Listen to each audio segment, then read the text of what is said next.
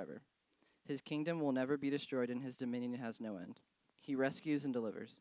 He performs signs and wonders in the heaven and on the earth. For he has rescued Daniel from the power of the lions. So Daniel prospered during the reign of Darius and the reign of Cyrus the Persian.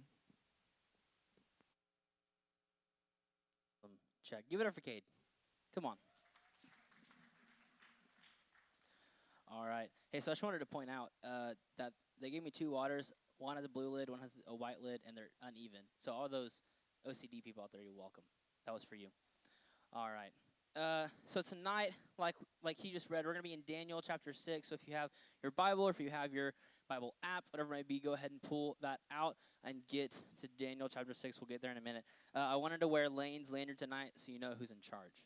Just kidding. I thought it was funny. No one else laughed at it. Cool. Whatever. I don't want it anymore.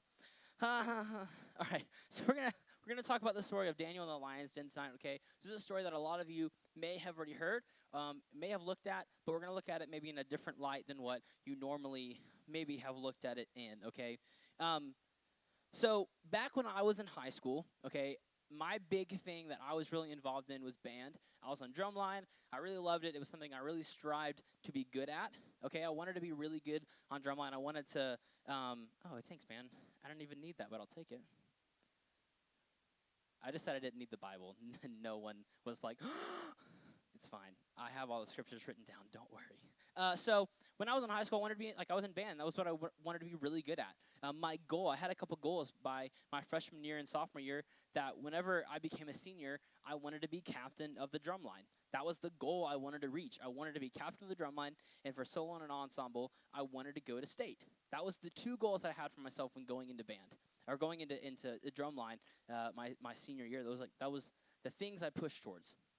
Okay, and so the only setback I had as of a sophomore in high school, getting me to that point, was that I played bass drum. So my freshman year and sophomore year, I played bass drum, but most of the time, and historically, the captain was a snare, and I didn't play snare drum yet. I kind of knew what I was doing, wasn't super great at it, but I knew to get to that point, I had to be able to play snare drum.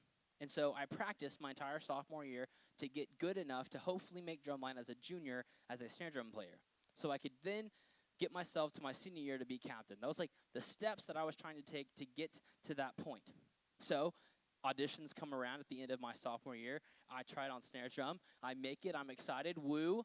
But I'm still not there yet. The goal has yet to be reached. The fact that to be captain, I had to be a senior, and I had to play snare. One of the goals was reached, but I had to become a senior. But I still had to become better. There was no way I was going to make captain being as good as I was as a junior. So going into my junior year, that summer before, I signed up for a drumline camp. I'm like, I want to go to this camp so I can continue to learn and continue to get better. So I'm going to push myself to get better by going to this camp and learning from people who know way more than I do. So I signed up for this camp. I go. It's down at Texas State, down in San Marcos, so it's not super far from home. But I'm going, and I know not a single person. I don't know anybody at this camp because I'm the only one from my school going to this camp. So I show up, first day. We have these auditions that kind of put us on drum lines with people who have skill sets around what we have so we can improve together. That was kind of the goal. So I get put on this drum line. I get to know the guys and the people that I'm on line with. There's about 15 of us from snare drums, tenor players, bass drums, the whole gamut. All of us are on this line together working to become better. One day at lunch, while we're taking a break from practicing and things like that, we're sitting down and having these conversations, just hanging out.